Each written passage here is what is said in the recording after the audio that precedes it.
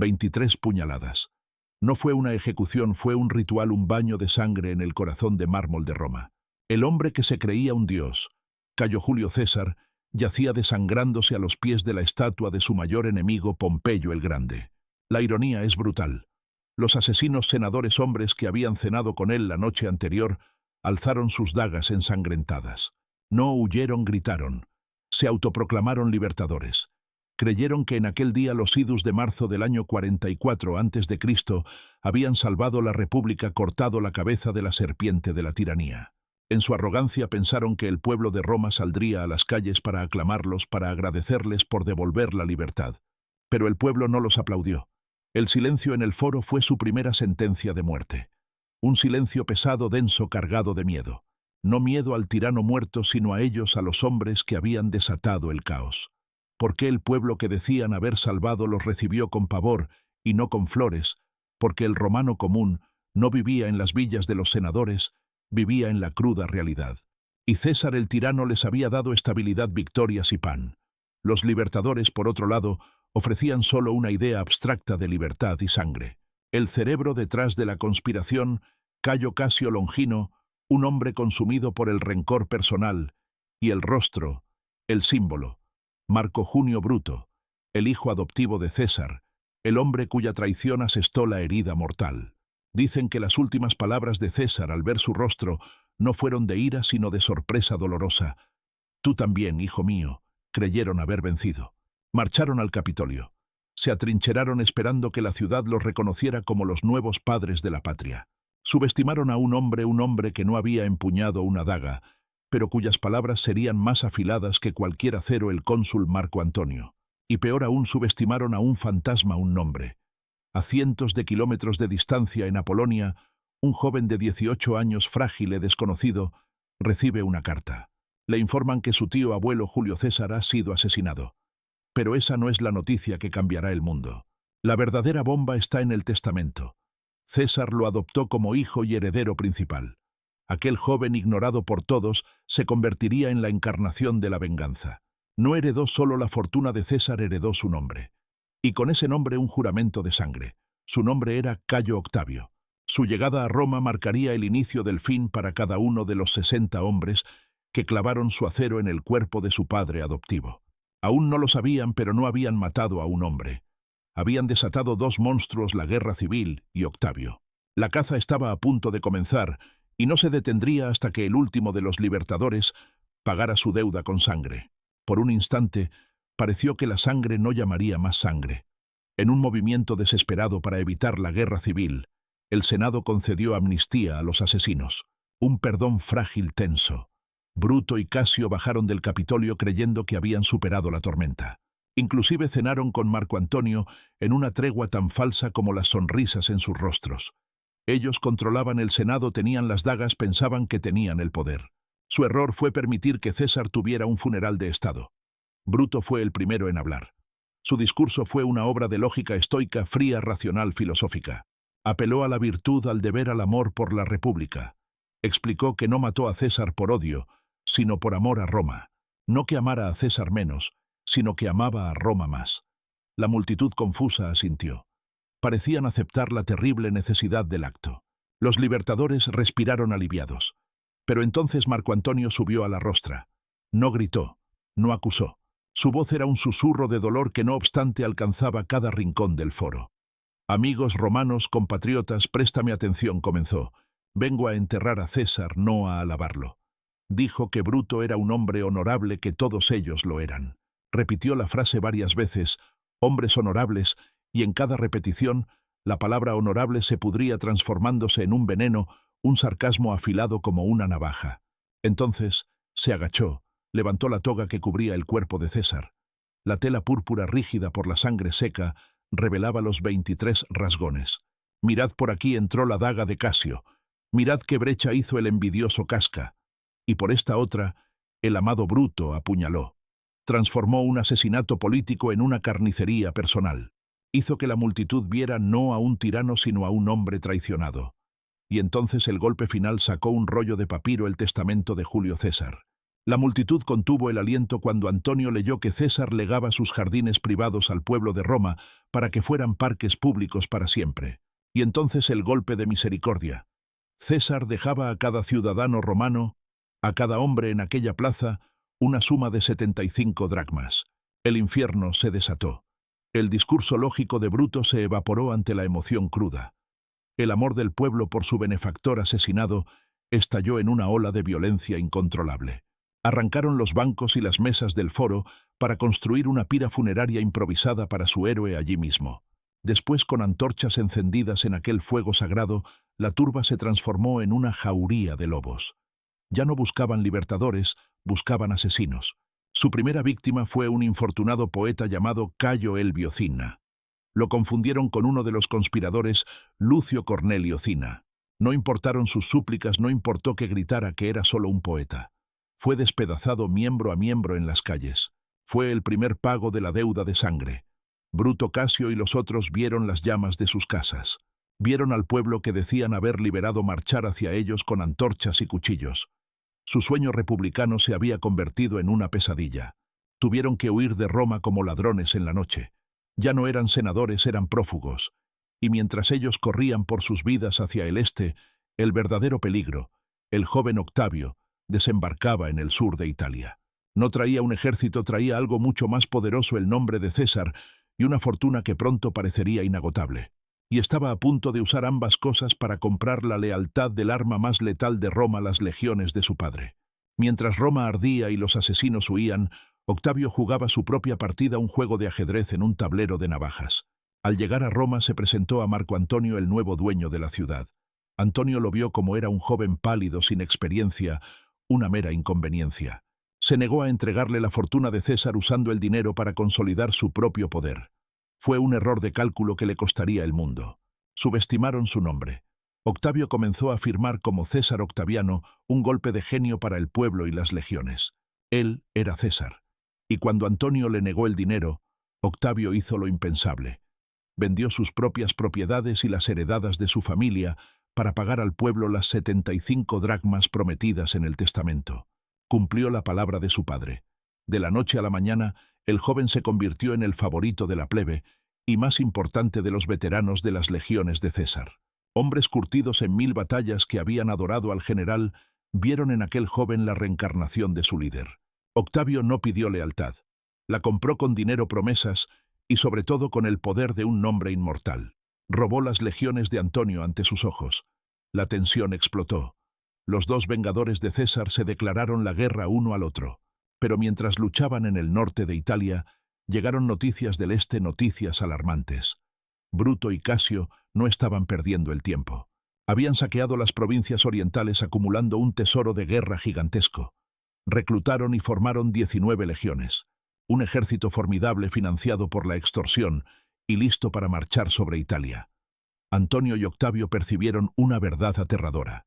Odiaban a los asesinos de César más de lo que se odiaban entre sí.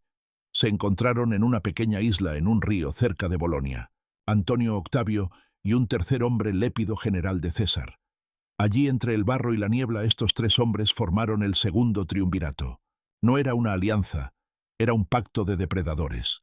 Dividieron el mundo como si fuera un botín, y para financiar su guerra y eliminar a sus enemigos en casa, desataron el terror.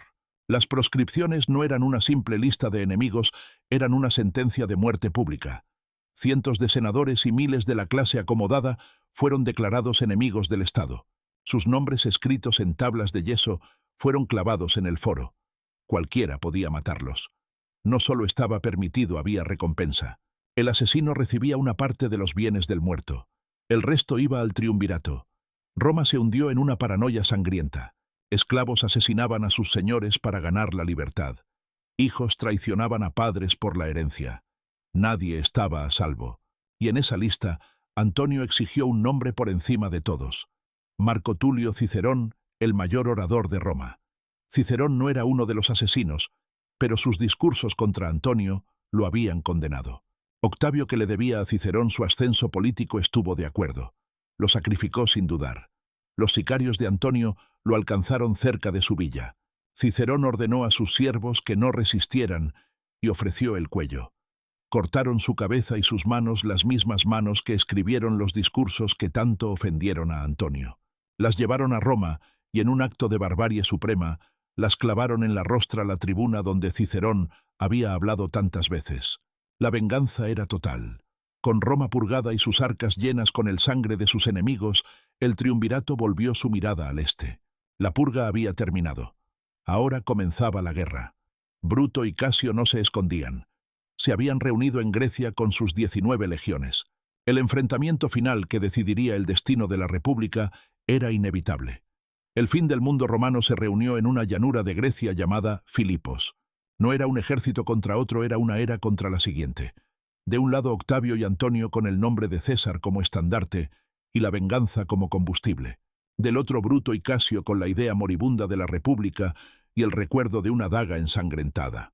Más de 200.000 hombres. La mayor concentración de poder militar romano que la historia había visto a punto de aniquilarse mutuamente. El plan de los libertadores era astuto, dictado por la lógica fría de Casio, un general experimentado. Su ejército estaba mejor abastecido y controlaba el mar.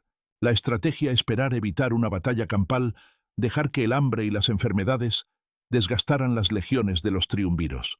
Pero Bruto no era estratega, era un filósofo metido a general. Estaba atormentado. Decían que en su campamento los presagios eran terribles. 2 águilas que seguían a sus legiones fueron reemplazadas por cuervos y buitres el día que llegaron a Filipos. Y la leyenda cuenta que noches antes de la batalla, una aparición fantasmagórica y terrible se presentó en su tienda. «¿Quién eres?», preguntó Bruto. La sombra respondió: «Soy tu mal espíritu, Bruto. Nos veremos en Filipos». Era el fantasma de César o el fantasma de su propia culpa. Presionado por sus oficiales impacientes y atormentado por sus demonios, Bruto impuso su voluntad. Forzarían la batalla. Casio contra su juicio cedió. La primera batalla de Filipos fue un caos de sangre y polvo. En el flanco derecho, las legiones de Bruto, con una furia imparable, aplastaron las de Octavio, rompieron sus líneas, masacraron a sus hombres y saquearon su campamento. Octavio, enfermo, apenas escapó con vida. Desde su punto de vista era una victoria aplastante. La República parecía renacer en un solo y glorioso asalto. Pero al mismo tiempo, en el otro flanco la historia era radicalmente opuesta. Las tropas veteranas de Marco Antonio, más disciplinadas, destruyeron las legiones de Casio. El ataque de Antonio fue brutal, implacable. El campamento de Casio fue tomado, sus hombres masacrados, los sobrevivientes en fuga. 2 batallas simultáneas con 2 resultados opuestos, y en medio la niebla de la guerra. Casio se había retirado a una colina para observar el campo de batalla. Vio a lo lejos que el campamento de Bruto estaba tomado, pero no podía saber que eran los propios hombres de Bruto celebrando y saqueando. Entonces vio un destacamento de caballería galopando en su dirección. Eran hombres de Bruto que venían a anunciar la victoria, pero en el polvo y la distancia, Casio pensó que era la caballería enemiga. Creyó que Bruto había sido derrotado. Creyó que todo estaba perdido. La niebla de la guerra y una nube de polvo sentenciaron al hombre que inició todo. «Toma», dijo a su liberto entregándole una daga. «Libérame de la vida». Píndaro obedeció. Casio cubrió su rostro con el manto y recibió el golpe. Murió en manos de su propio esclavo, usando, según la leyenda, la misma daga con que apuñaló a Julio César en el Senado. La ironía final para un hombre práctico derrotado, no por el enemigo, sino por una trágica ilusión. Poco después, los mensajeros de Bruto llegaron a la colina gritando la noticia de su victoria. Encontraron solo el cadáver de su comandante. Cuando Bruto llegó y vio el cuerpo de su amigo y cuñado, su espíritu se quebró. Lo llamó entre lágrimas el último de los romanos. Casio, el cerebro de la conspiración, estaba muerto, pero Bruto, el alma del movimiento, aún vivía. Comandaba un ejército que aún era formidable. Por 3 semanas los 2 bandos se observaron la tensión creciendo con cada amanecer. Bruto sabía que el tiempo corría en su contra. Sus hombres estaban desmoralizados. La victoria se había convertido en cenizas en su boca. Presionado por sus propias tropas y atormentado por el fantasma de César, tomó la decisión que sellaría su destino. Ordenó un segundo y último ataque. 3 semanas. 21 amaneceres en que los restos del mayor ejército de la República y la encarnación de la venganza de César se miraron a través de un valle empapado de sangre. En el campamento de Bruto la moral se había derrumbado. El fantasma de Casio y su muerte inútil pesaban sobre todos. Sus legionarios, muchos de ellos mercenarios, comenzaban a desertar. Sus oficiales lo presionaban, exigían una última batalla antes de que el ejército entero se disolviera. Bruto, el filósofo, el idealista, ya no tenía control. Estaba atrapado en la cadena de eventos que él mismo había desatado. La segunda batalla de Filipos no tuvo la incertidumbre caótica de la primera. Fue una carnicería. Las legiones de Bruto atacaron con desesperación, no con convicción. Enfrentaron a las tropas veteranas de Antonio y Octavio, hombres endurecidos, mejor comandados y luchando por la victoria, no para evitar la derrota. Las líneas republicanas cedieron, luego se rompieron. La retirada se convirtió en una fuga descontrolada. El sueño de la República no murió con un grito de desafío, sino con el sonido de miles de hombres corriendo para salvar sus vidas. Bruto logró escapar del campo de batalla con un puñado de sus oficiales más leales.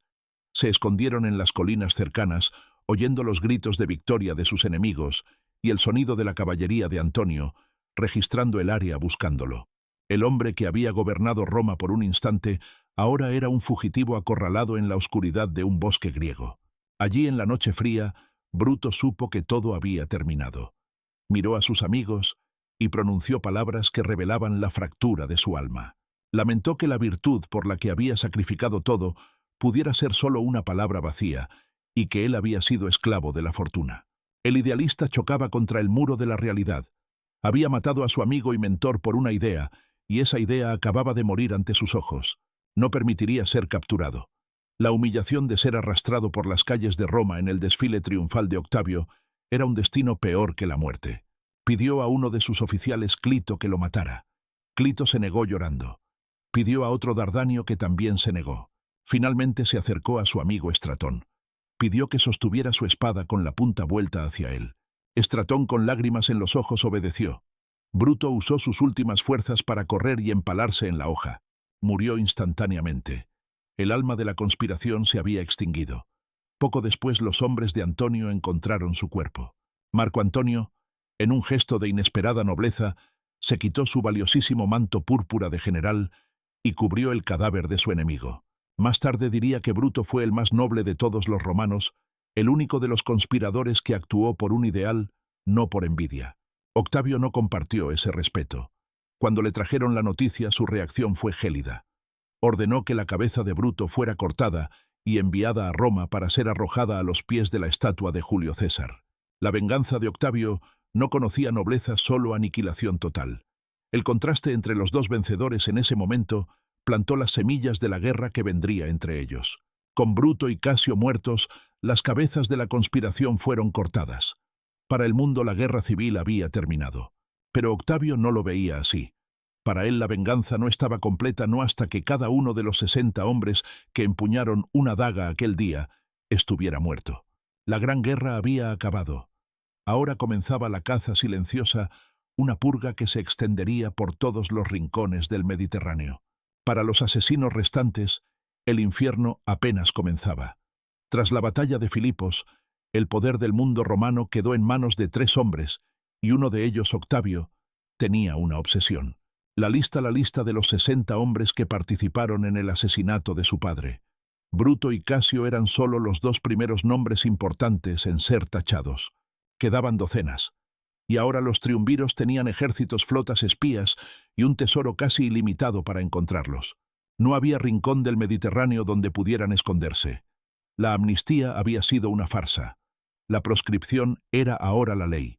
Cayo Trebonio, el hombre que astutamente mantuvo a Marco Antonio fuera del Senado mientras los otros apuñalaban a César, creía estar seguro como gobernador de Asia. Pero un general leal a Antonio lo capturó, lo torturó por días en busca de información, y luego lo decapitó. Su cabeza fue usada como pelota por los soldados en las calles de Esmirna. Fue uno de los primeros en morir. Una advertencia brutal del tipo de piedad que podían esperar. 10. Junio Bruto Albino. No confundir con Marco Bruto. 10 era uno de los amigos más cercanos de César, uno de sus generales más brillantes. César lo nombró en su testamento como heredero secundario en caso de que Octavio no aceptara. Fue él quien en la mañana de los idus convenció a un César reticente de ir al Senado. Una traición íntima y devastadora. Tras Filipos, sus legiones en Galia lo abandonaron. De repente el poderoso general era un hombre solo. Intentó cruzar los Alpes disfrazado de jefe galo. Buscó refugio con un cacique local que alguna vez llamó amigo, pero la lealtad tiene un precio, y la cabeza de Décimo Bruto valía una fortuna. El jefe galo no dudó. Lo asesinó en su propia casa y envió la cabeza como regalo a Marco Antonio. El amigo que convenció a César de caminar hacia su muerte fue traicionado por un amigo por la promesa de oro. 1-1 caían. Lucio Casio, hermano del conspirador principal, fue asesinado por orden de Octavio tras la batalla. Publio Casca, el primer hombre en clavar su daga en César, huyó de Filipos como un fantasma. La leyenda dice que vagó por el mundo atormentado por la culpa hasta suicidarse en un lugar desconocido. O tal vez el mar lo reclamó en una tormenta. Su muerte es un misterio. Su cuerpo nunca fue encontrado, como si la propia tierra se negara a darle sepultura. La caza duró más de una década, demostrando la memoria implacable de Octavio. El último de los asesinos principales en morir fue Casio Parmense, un poeta y escritor que puso su pluma al servicio de la República. Tras Filipos, su vida fue una odisea de fugas. Se unió al pirata Sexto Pompeyo en Sicilia. Cuando Pompeyo fue derrotado, cometió el acto más irónico de todos. Se unió a Marco Antonio, el asesino de César, y el vengador de César contra el hijo de César, pero eligió el bando perdedor por última vez.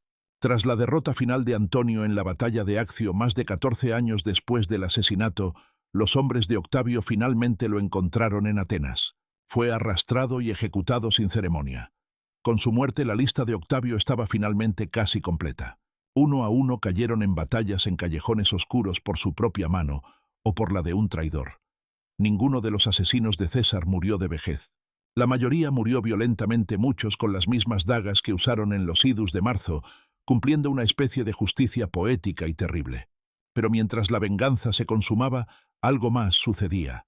Con cada senador republicano que moría, con cada opositor silenciado, el poder de un solo hombre crecía hasta volverse absoluto. Los asesinos apuñalaron a César para matar la idea de un rey. En el vacío que dejaron, cultivaron el nacimiento de algo mucho más poderoso y duradero, un emperador. La ironía final de su sacrificio aún no se había revelado en toda su magnitud. Cuando el último de los asesinos fue cazado y ejecutado, un extraño silencio tomó cuenta del mundo romano. Por primera vez en casi 20 años no había una guerra civil activa. La purga había terminado, pero la paz que Octavio trajo era la paz de un cementerio. Una generación entera de la aristocracia romana, los hombres que dirigieron el Senado y comandaron las legiones por siglos, estaba muerta. Asesinados en las proscripciones, caídos en Filipos o purgados en las guerras posteriores. El pacto de los triunviros, forjado en la sangre de sus enemigos, no podía durar. Con el mundo a sus pies, los dos últimos depredadores, Marco Antonio y Octavio, se volvieron uno contra el otro. Fue una guerra de propaganda antes de ser una guerra de espadas. Octavio de Roma pintó a Antonio como un traidor, un general romano esclavizado por una reina extranjera que quería gobernar Roma desde Egipto. Antonio de Alejandría veía a Octavio como un usurpador tiránico, un muchacho codicioso aferrado al poder. El enfrentamiento final vino en el mar, en la batalla de Accio. Fue la última convulsión de la República moribunda. La victoria de Octavio fue total. Marco Antonio y Cleopatra huyeron a Egipto, donde, acorralados y sin escapatoria, se quitaron sus propias vidas. El general se arrojó sobre su espada. La reina, según la leyenda, se dejó morder por una víbora. Con sus muertes, el último desafío al poder de Octavio desapareció. Ahora estaba solo, completamente solo en la cima. Los asesinos de su padre muertos. La vieja guardia del Senado muerta. Sus rivales, Lépido exiliado y Antonio muerto. Había vengado a César de una forma que ni el propio Julio César podría haber imaginado. Tenía un poder absoluto e indiscutible sobre un imperio que se extendía de España a Siria. Y aquí se revela la ironía final y más aplastante de la historia. Los libertadores apuñalaron a César porque temían que se coronara rey. Temían que un solo hombre destruyera 500 años de tradición republicana. Su acto, diseñado para salvar la República, fue el catalizador que la destruyó por completo. Las guerras que desataron aniquilaron la clase política que la sostenía, dejando un vacío de poder que solo un hombre podía llenar. Octavio había aprendido la lección de su padre. No se declaró dictador vitalicio, no usó una corona, fue mucho más inteligente. En el año 27 a.C. entró en el Senado y en un acto de genio político renunció a todos sus poderes extraordinarios y declaró la República restaurada. Fue una farsa brillante. Mantuvo las apariencias de la República, los cónsules, los senadores, las asambleas, pero concentró en su persona de forma legal y gradual todos los poderes reales, el control del ejército, de las finanzas de las provincias más ricas. El Senado, agradecido por la paz, le concedió un nuevo nombre, Augusto el Venerable. Se convirtió en el primer emperador de Roma. Gobernó con un poder más absoluto del que César jamás soñó, y lo hizo por más de 40 años. Murió de viejo en su cama, deificado como un dios. Bruto, Casio y los otros mataron a un hombre para impedir un rey. El resultado de su sacrificio no fue la libertad, sino la creación de un emperador y el nacimiento del Imperio Romano. Al final, no salvaron la República. Solo aseguraron que todos los que creían en ella murieran, dejando el camino libre para la nueva orden.